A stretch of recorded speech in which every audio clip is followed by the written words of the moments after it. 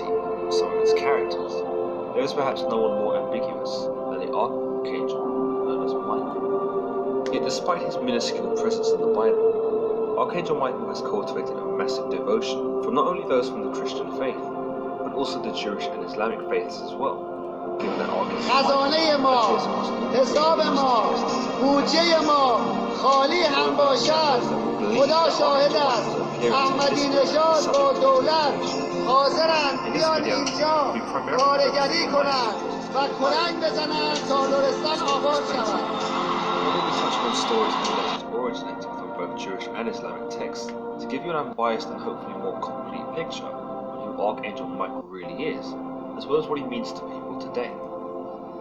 He is considered to be the biblical God's finest champion, a being so powerful that he is able to banish Lucifer from heaven by himself, without direct intervention from God. His name, which means he who is as God, is usually considered to be an angel of protection, and perhaps the most powerful of all of God's angels. It goes without saying that as the most powerful, Michael is the leader within the realm of angels, and serves as a warrior to defeat the forces. I'm writing you from a hospital.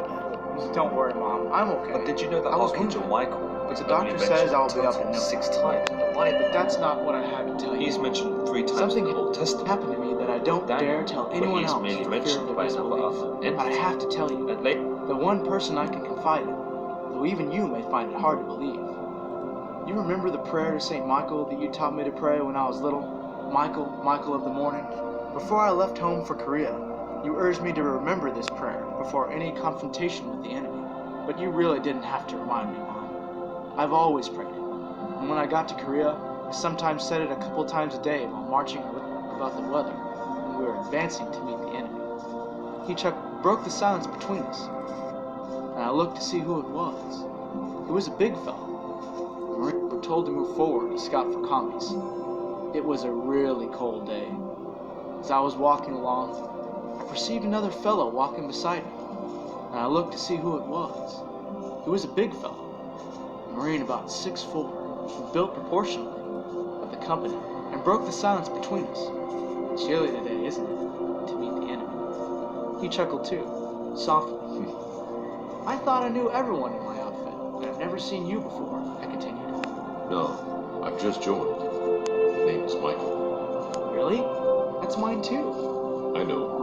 Michael of the morning. It had gotten around to the extent that some of the fellows were calling me St. Michael. Then, out of the blue, Michael said, There's going to be trouble ahead. I wondered how he could know that, because I couldn't see his breath at all.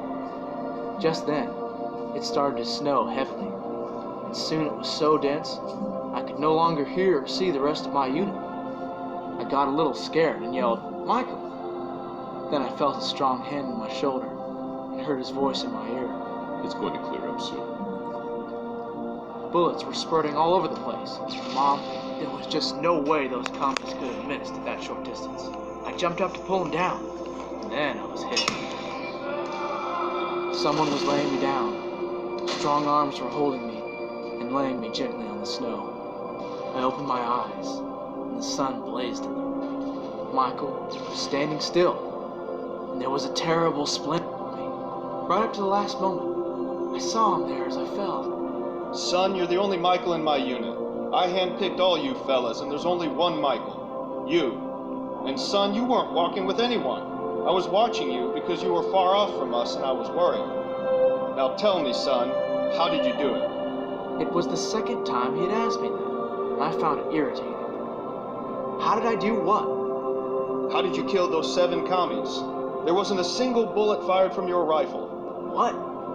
Come on, son. They were strewn all around you. Each one killed by a sword stroke. And that, Mom, is the end of my story. It may have been the pain.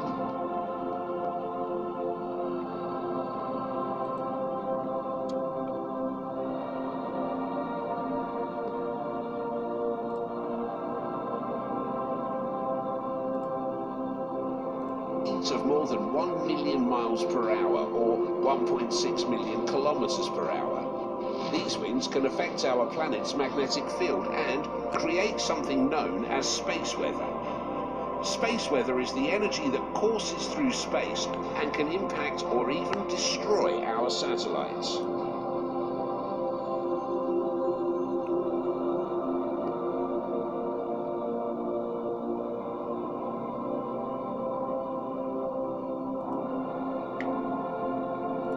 The huge eruption was not Earth-directed, but it could signal that something dramatic is on its way. Last layer that was ejected from the sun's surface on January 29th, comparing the data against the movement of the planets during the time period between 1000 and 2009. What they discovered was that the link between solar cycles and planetary movement was strong, with everything pointing to a clock process in the 11-year cycle. They found that the tidal forces are strongest when the three planets, Earth, Jupiter, and Venus, align, and that the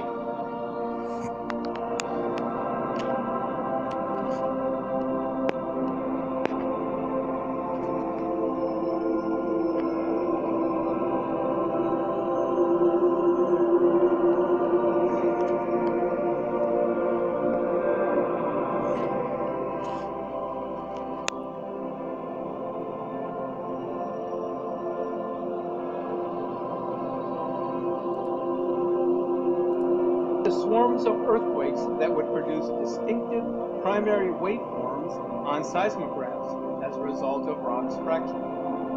This would occur before the actual eruption.